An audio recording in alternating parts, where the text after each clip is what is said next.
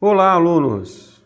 Sejam bem-vindos. Meu nome é Francisco Mesquita e eu serei o professor de Física 1 das turmas de Engenharia de Minas e de Engenharia Metalúrgica, ok? Bem, pessoal, esse vídeo que eu estou aqui, nessa videoaula que eu estou aqui ministrando a vocês, ela tem como objetivo de de estabelecer esse primeiro contato com vocês, certo?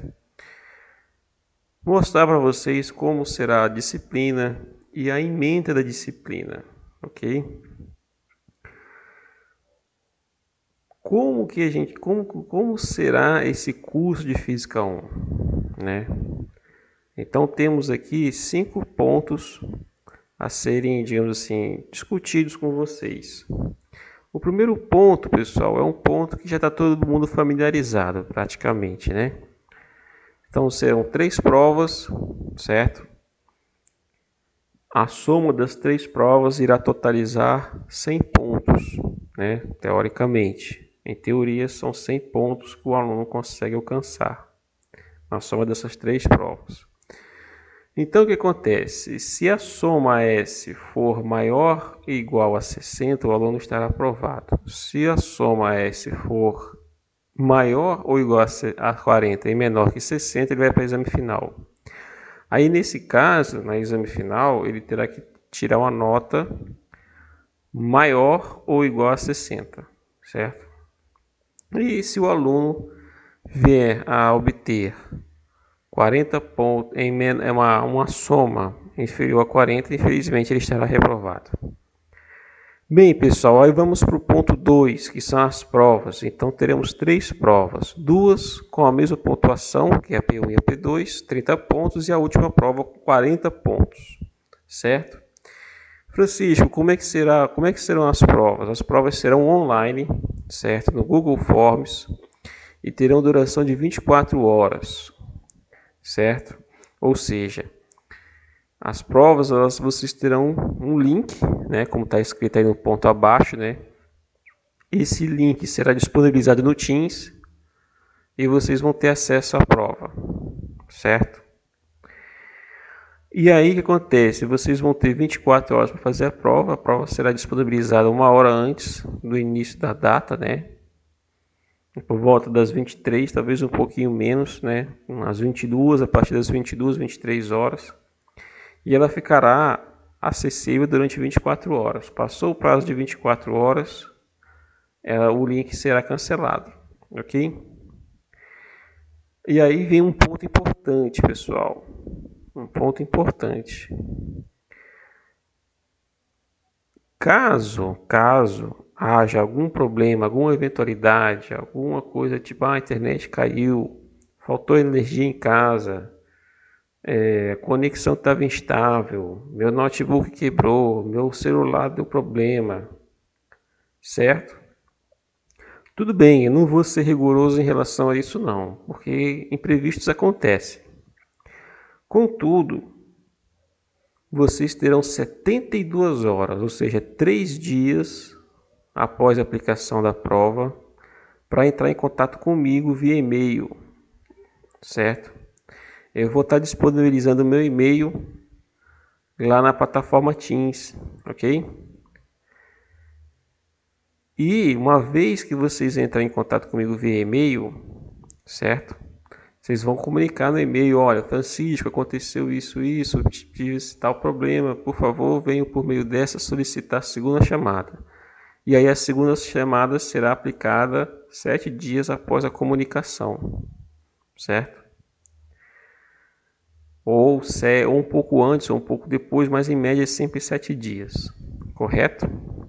Então esse é um ponto importante, pessoal. Por favor, fiquem atentos a essa questão, ok? Terceiro ponto, pessoal, é a frequência. Eu não vou cobrar frequência, certo? Eu não vou cobrar presença em aula, né? Por quê? Porque no ponto 4 eu vou explicar o motivo disso. Também tem as questões socioeconômicas, né? Tem aluno que tem uma internet não muito boa, tem boa, enfim, são questões particulares que podem interferir na produtividade do aluno. Então, nesse ponto aí, pessoal, eu não vou cobrar frequência, ok? Ponto 4. O ponto 4, pessoal, está relacionado com questões das aulas. Sabemos que temos aulas síncronas e assíncronas, correto? O que seriam, né, as aulas síncronas, né? O que são as aulas síncronas? São as aulas, abre aspas, ao vivo, né? Eu vou estar ao vivo no Teams, da plataforma Teams, e a gente vai estar ministrando as aulas. E essas assíncronas são aulas que não são necessariamente ao vivo, né? Vamos usar esse termo aqui, ao vivo. Não estaremos ao vivo auditivamente, mas virtualmente conectados, né? Serão aulas que vocês vão assistir, né? Francisco, aulas que vocês vão assistir exatamente.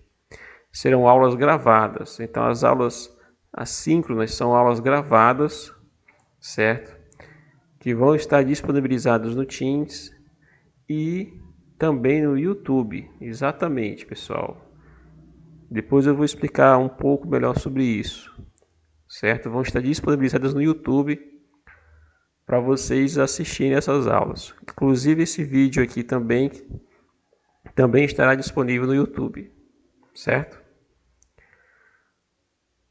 Ok? Então, como é que será a proporção? A princípio, não é, digamos assim, definitivo, né? A princípio, é uma aula síncrona e uma aula síncrona. Ou seja, para cada vídeo que eu colocar no Teams ou no YouTube, né? Vamos falar de esquece YouTube. YouTube é uma coisa opcional. No Teams, cada vídeo que tiver no Teams, vocês vão assistir aquela aula, certo? E aí na aula posterior, por exemplo, Engenharia de Minas aqui, tem aula dia de segunda e quinta, né? Eu coloco uma aula na quinta-feira, aí na segunda-feira vai ser aula síncrona. Então, quinta-feira é uma aula assíncrona, ou seja, vocês vão ter que assistir um vídeo. E aí na segunda-feira temos aula síncrona, que é para tirar dúvidas em relação à aula anterior, certo? Será nesse esquema, ok? Mas, como eu falei, isso aqui ainda não é definitivo. A gente vai fazer um teste, né? Vamos ver como é que vai ficar. Depois de um mês eu vou ter o feedback aqui de vocês. Bem, essa é uma questão importante também das aulas, né? Que é síncrona e assíncrona. Muito bem. Ah, Francisco, você vai estar disponibilizando essas aulas quando? Sempre será no final de semana, certo? Sempre será no final de semana. Ou um sábado à noite ou um domingo de manhã. Sempre vai ser nesse ponto, né? Para que na segunda-feira vocês já tenham acesso às aulas, ok? Francisco, e as provas? Bem, as provas, pessoal, como já falei no ponto 2, e agora eu vou falar no ponto 5. Já tem as datas marcadas, né? Ela vai ser disponibilizada no Teams, as datas. E no sistema WebGIS da UENG já está lá lançada, cadastradas as provas, entendeu? Então, a princípio, nessa parte, digamos assim, mais formal, esses 5 pontos eles abordam exatamente questões mais, digamos assim, burocráticas da matéria. Agora vamos para a parte da ementa, a ementa da disciplina. Como é que será a ementa da disciplina? Certo? O nosso curso de Física 1 vai ser constituído por 7 pontos, certo? 7 pontos, 7 tópicos ou 7 capítulos, onde o primeiro é cinemática, o segundo é a leis de Newton e aplicações, o terceiro é energia mecânica, o quarto é conservação do momento linear e colisões, O quinto é o torque e momento angular. O sexto é a dinâmica do corpo rígido e o sétimo é a gravitação universal. Certo? Então vamos bem, não vou tentar entrar em muitos detalhes, né? Não vou ser muito detalhista em cada tópico agora, porque a gente está falando só da ementa, né? Mas uma coisa que eu quero que vocês tenham uma noção. Aquela física lá do ensino médio que vocês viram, né? Aquela filosofia de decorar fórmulas, isso não se aplica aqui, ok? Por que eu estou dizendo isso? Porque não é uma forma muito boa de aprender física, certo? Por quê? Porque aquilo ali é como se fosse uma espécie de programação, né? Uma espécie de indução, decorar fórmula. Eu não gosto disso. E didaticamente não é a melhor forma de você despertar o interesse do aluno nessa questão da física e ciências exatas, né? Na área de exatas. Ok? Então, esse é um ponto que eu quero deixar claro para vocês. Vocês têm que dominar os conceitos. Dominando os conceitos, vocês conseguem desenvolver esses conceitos e chegar naquelas mesmas relações, naquelas mesmas resultados que vocês viram lá no ensino médio. Correto? Bem, um segundo ponto é a matemática. A matemática aqui, ela é um fator essencial, fundamental, certo? Ah, Francisco, a matemática é um pouco pesada? Eu vou tentar conduzir o curso da melhor forma possível para que a matemática não seja muito pesada. Mas chegará em situações em que não teremos como fugir de certas manipulações algébricas, utilização do conceito de integral, do conceito de derivada. Então isso é um fator muito importante que vocês têm que ter em mente, né? Tem que guardar essas considerações, certo? Porque agora o curso ele tem uma pegada, digamos assim, vamos usar essa expressão, né? Ele tem uma pegada um pouco mais formal, quer dizer, um pouco não, bem mais formal do ponto de vista matemático, certo? Aqui, qual a diferença desse curso de Física 1 com o curso do ensino médio? Esse curso de Física 1, que trata da mecânica, né?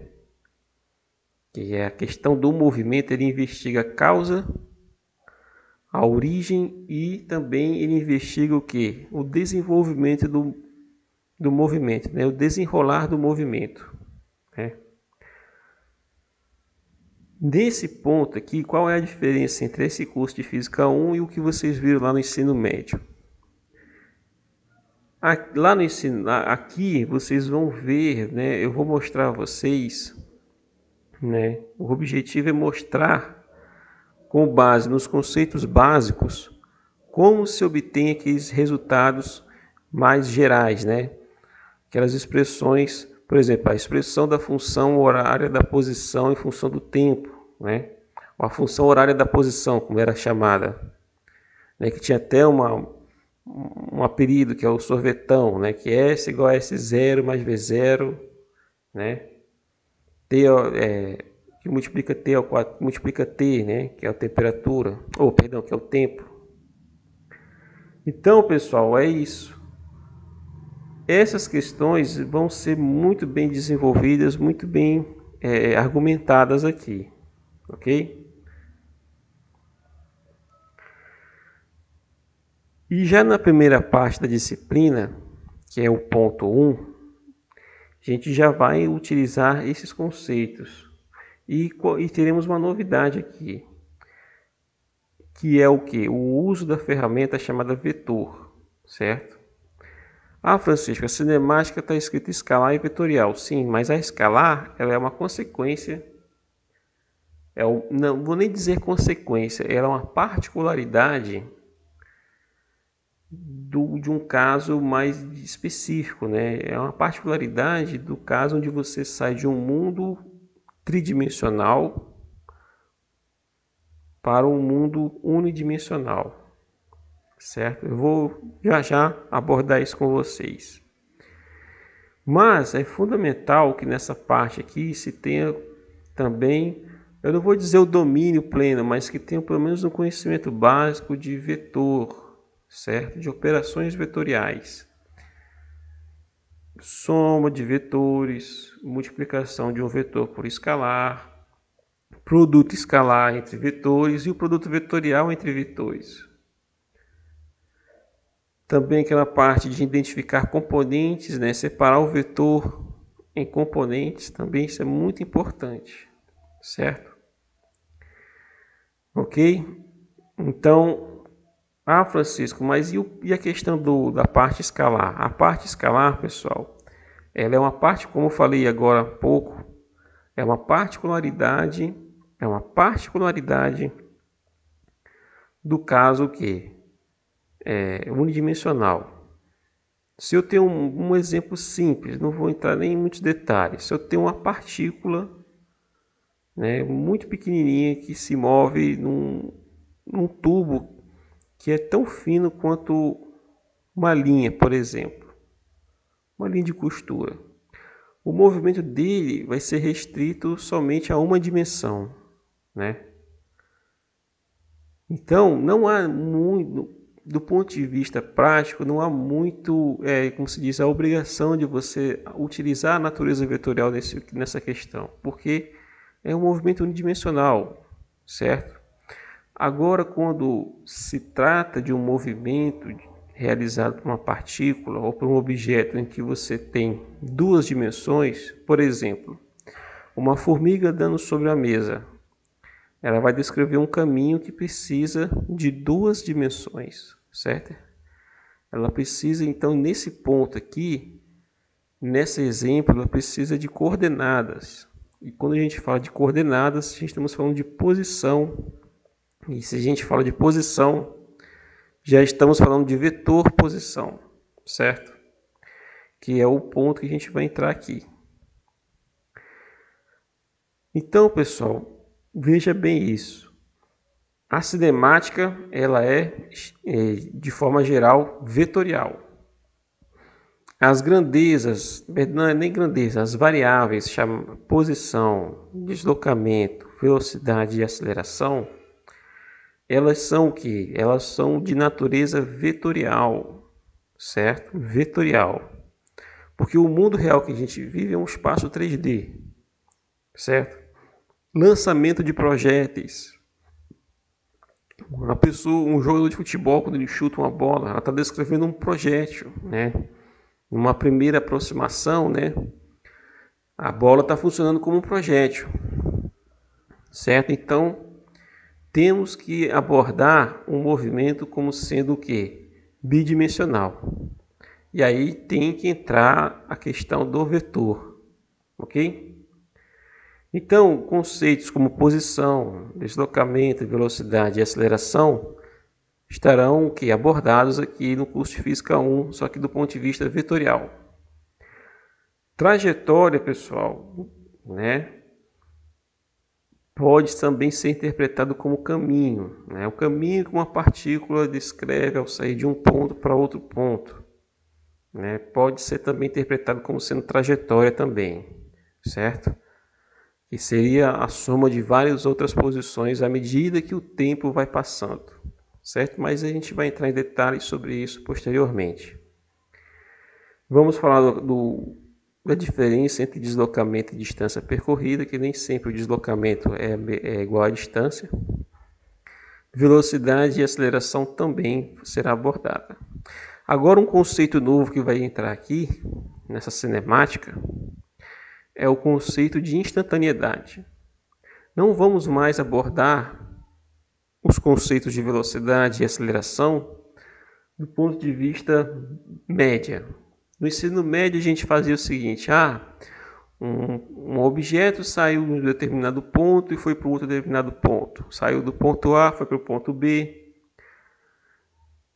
Qual é a velocidade média entre esses dois pontos? Não é mais a velocidade média.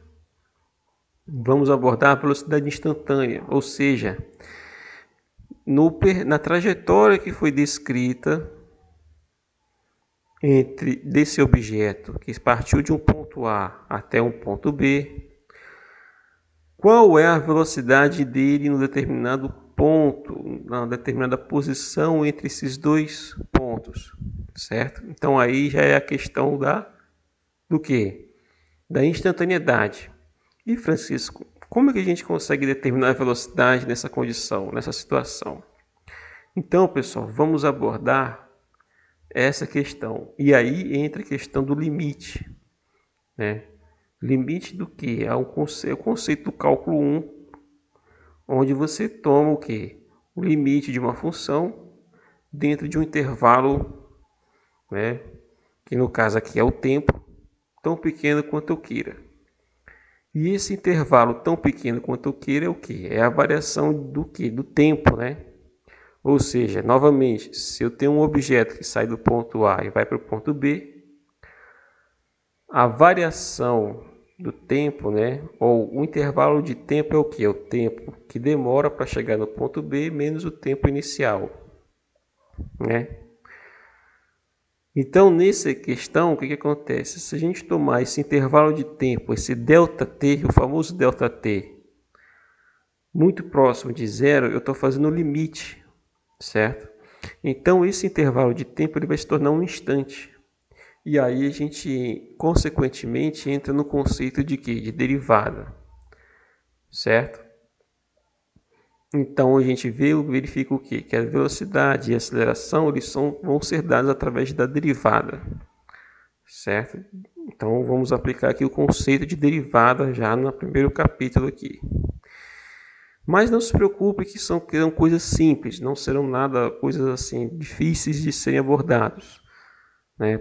É praticamente o que vocês viram lá no cálculo 1, só que a ponto de vista polinomial. As funções serão do tipo polinomiais, ok? Então vamos lá, pessoal. E aí no subtópico aqui, ainda dentro do contexto da cinemática, vamos abordar diferentes tipos de movimento uniforme e variado, onde um temos velocidade constante e o outro não tem, né? A velocidade varia com o tempo. Vamos abordar o movimento curvilíneo, onde vamos abordar um movimento curvo no caso geral e o outro no caso particular, que é o movimento circular, que é conhecido como movimento, né, uniforme também, movimento circular uniforme. E vamos falar do lançamento de projéteis. Nesse último ponto aqui, lançamento de projéteis, não vamos entrar na discussão de resistência do ar, né? Porque na prática, quando você lança um objeto, né, por exemplo, o próprio jogador de futebol, quando ele chuta a bola, né, tem toda a questão da aerodinâmica, né, da questão do efeito do ar, da força de resistência do ar atuando na bola. Nesse caso aí, não vamos incluir essa abordagem, esse estudo da força de resistência do ar ou do arrasto linear, não vamos entrar nessa discussão, ok? E aí fecha o capítulo 1. O capítulo 2, pessoal, vamos falar das leis de Newton e aplicações. Vamos falar das clássicas 3 leis de Newton, a lei da inércia, força resultante, que é a segunda lei, e o princípio da ação e reação, que é a terceira lei de Newton. E, posteriormente, vamos falar das aplicações dessas 3 leis, né? Qual é a vantagem de você utilizar as leis da dinâmica? E aqui a gente já entra num ponto em que agora não basta só a gente descrever o movimento, temos que descobrir a origem do movimento. O que causa o movimento de uma partícula, de um objeto? Então, para isso, precisamos utilizar dessas leis, né? As famosas leis de Newton, que é a base da mecânica, certo? Uma vez finalizada essa parte 2, vamos para a parte 3, que é o capítulo 3, que é a energia mecânica. Agora não vamos mais utilizar, digamos assim, a visão da força, né? Quando eu digo assim, a visão de conceitos de força, velocidade e aceleração, para explicar o movimento. Vamos utilizar agora um conceito da energia. Qual é a vantagem nesse caso aqui? Não vamos mais ter que utilizar a notação vetorial. Vamos sair de uma visão vetorial e vamos para uma visão escalar. Aí sim, esse capítulo 3 é puramente escalar, certo? Puramente escalar. E aí vamos abordar o conceito de energia, né? O que é energia? Do ponto de vista filosófico, né? Do ponto de vista conceitual. E aí vamos pegar esse conceito e vamos abordar dentro da mecânica. O que é energia mecânica? Intrinsecamente é aquela energia que proporciona o movimento, que está associada ao movimento, que está associada à causa do movimento, tanto na sua origem quanto no seu desenvolvimento e supostamente no fim do movimento, né? Se é que tal coisa pode acontecer ou não, dependendo das condições da qual aquele objeto ou aquele sistema se encontra, certo? Então, nessa parte, vamos dividir em energia cinética, vamos falar o que é energia cinética, o que é energia potencial, o conceito de trabalho, o primeiro importante lei que é a conservação da energia e uma outra, né, abordagem que é o teorema geral da variação da energia mecânica, né? Onde agora eu não estou mais numa situação em que a energia se conserva, né? Existe agora algum tipo de agente externo que a gente vai abordar, né? Alguma ação externa que atua sobre um objeto, fazendo com que o movimento dele seja cada vez mais, como se diz, interrompido, né? Digamos assim, seja mais vagaroso, a um ponto de que o movimento do objeto cesse definitivamente. E aí, já dando um leve spoiler, vamos ver que esse agente externo é a força de atrito. Como que a força de atrito produz uma energia, vamos usar essa expressão por enquanto, né? Na verdade, não é que ela produz uma energia. Vamos ver como que a força de atrito faz com que a energia do sistema ou de um objeto que se desloca numa superfície rugosa com atrito, como que essa força rouba, né, digamos assim, consome a energia de um objeto a ponto de ele terminar a sua parada total. Bem, mas é como eu falei, isso vai ser posteriormente. No capítulo 4, pessoal, vamos falar da conservação do momento linear, né? Que é um outro parâmetro muito importante a ser discutido. E com base nessa lei de conservação, a gente pode observar, identificar e resolver problemas relacionados com colisões. Que aqui já novamente dando um pequeno spoiler, que temos tipos de colisões, né? Não vários, mas tipos de colisões mais clássicas, né? Que seriam o quê? A colisão elástica, a colisão inelástica e a colisão perfeitamente elástica. Então são 3 tipos de colisões que vamos abordar aqui no capítulo 4. E para fazer a abordagem das colisões, precisamos desse conceito de conservação do momento linear, certo? Também vamos abordar também a questão da energia, certo? Mas, como eu falei, vamos abordar isso futuramente nas aulas que virão aqui na disciplina. O quinto tópico, pessoal, é uma revolução no estudo da física, da parte da mecânica.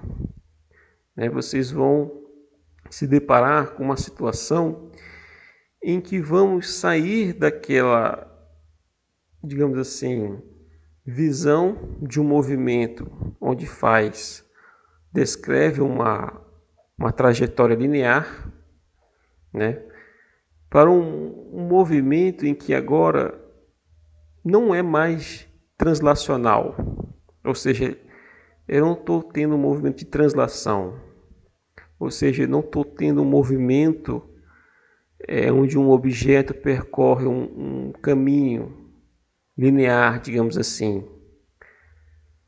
Agora eu estou vendo do ponto de vista rotacional.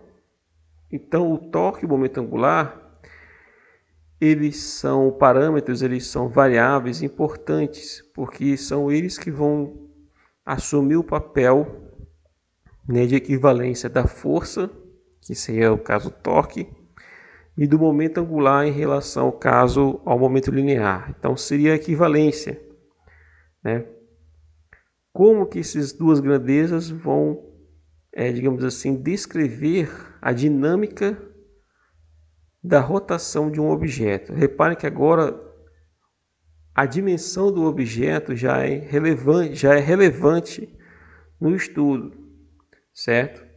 Não vamos mais falar de ponto, de partícula, vamos falar de objeto ou de sistema que é constituído por mais de uma partícula, certo? Por exemplo, o sistema solar, um planeta orbitando em torno do Sol, ou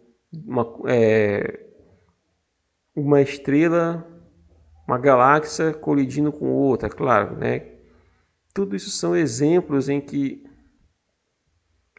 agora as dimensões do objeto de estudo são extremamente relevantes. Por exemplo, uma bola de futebol, né? Ela também vai ser considerada. O lançamento de um dardo também é considerado. Então, tudo isso, as dimensões agora são importantes, certo?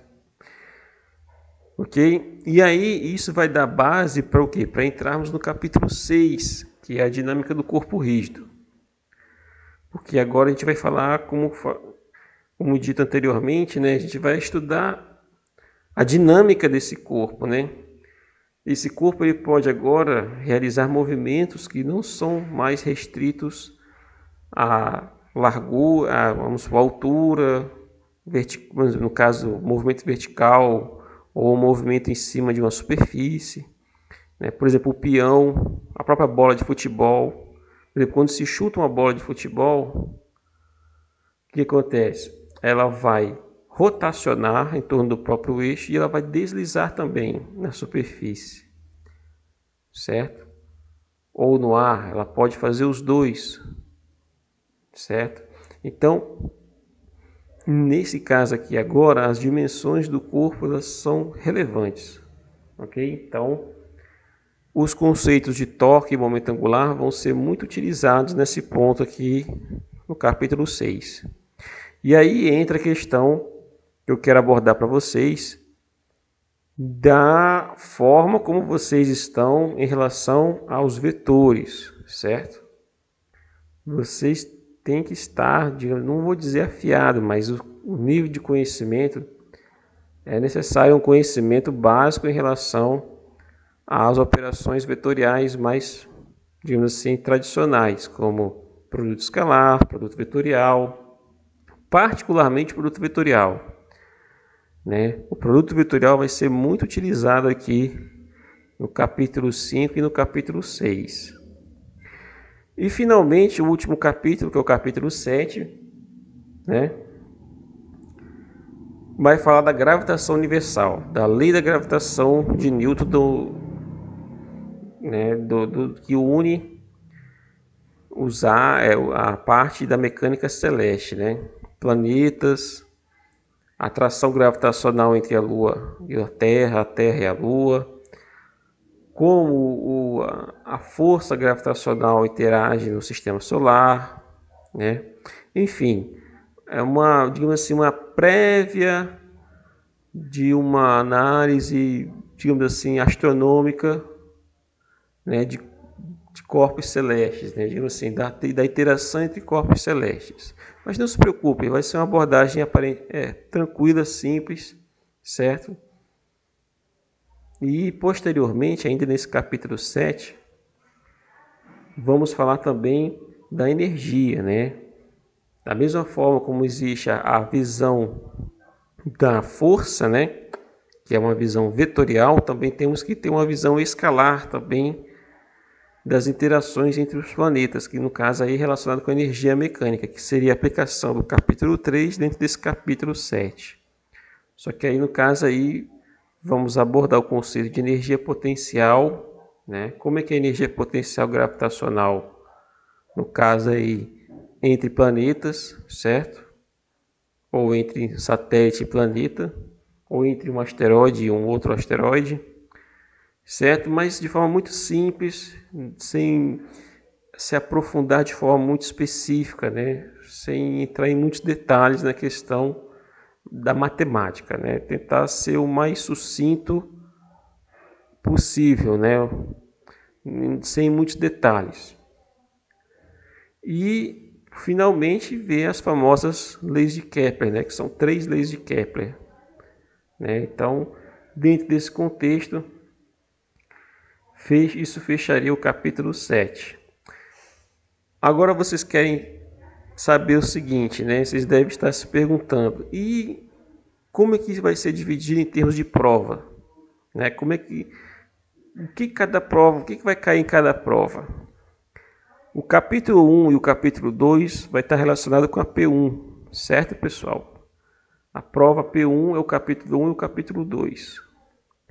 Na prova P2 temos o capítulo 3 e o capítulo 4, certo?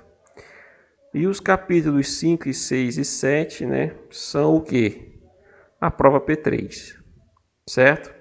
Então já estou colocando aqui essas questões todas, né? E tudo isso fecha a ementa da disciplina, ok? E aí, pessoal, para não ficar esse vídeo muito extenso, que eu acho que já está ficando um pouco grande, eu vou finalizar aqui e em breve entrarei em contato com vocês, né? Teremos as nossas aulas síncronas e eu vou entrar em uma discussão mais detalhada em relação à ementa, ok? Um abraço a todos e até mais.